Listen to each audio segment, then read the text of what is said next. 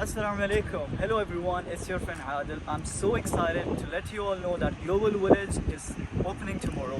For those of you who don't know, Global Village is one of the oldest attractions in Dubai. The reason why I love Global Village is because I get to visit so many countries in one day.